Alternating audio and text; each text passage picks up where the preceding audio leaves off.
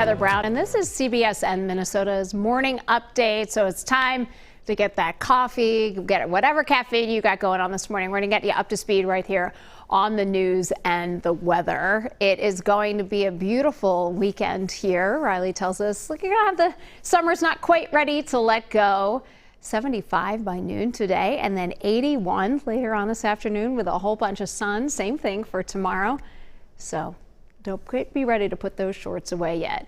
Let's get talking about this, though, today. Tomorrow, Americans and the world will pause to mark the 20th anniversary of September 11th. Nearly 3,000 people were killed on 9/11, making it the deadliest foreign attack on U.S. soil.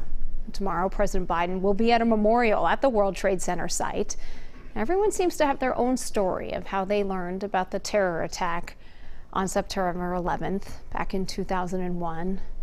I still remember the day, the minutes, all part of that day. I was in Boston at the time, first day of grad school there. I remember seeing it on the TV, and as that second tower came down, just tears streaming down my eyes, realizing how many people were inside of that building. We had a hard time finding my sister that day. She worked down in the financial district there. Eventually, we were able to get in touch with her. It took about an hour, though. Pay phones. You remember, this is before social media, before cell phones were all over the place. Still hard to think about at this time, 20 years later. And I want to hear your stories. We want to hear your stories. Where were you when it happened? What do you remember from that day? How clearly do you remember that day? What did you do? If you are watching here right now on Facebook, let us know in the comments, and we'll share a little bit of those later on in the show.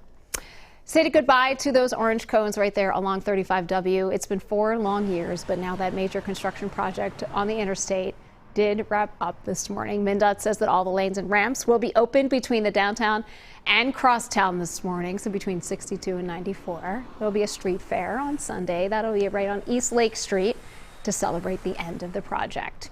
Vaccines or weekly testing may soon be mandatory for roughly 100 million American adults. President Biden announced that every company with at least 100 employees will have to require COVID vaccinations or weekly negative tests. If they don't, it will be an OSHA violation, which comes with a $14,000 fine. Federal employees, federal contractors, and most healthcare workers will be required to get vaccinated without that option for weekly testing.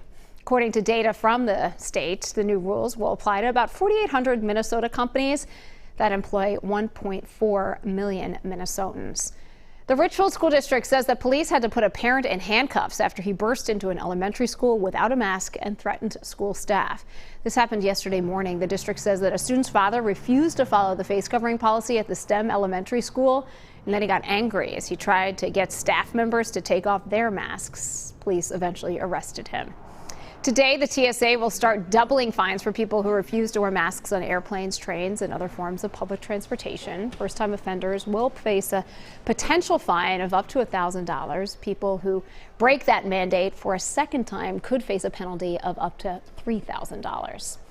Big weekend here for music lovers in the Twin Cities. The Basilica Block Party returns to Minneapolis this weekend, but one of the big acts has dropped out. This is because of a COVID scare. The 2-day music festival starts tonight at the Basilica of St. Mary. The Avett Brothers canceled Saturday night's performance. This was because of a COVID exposure.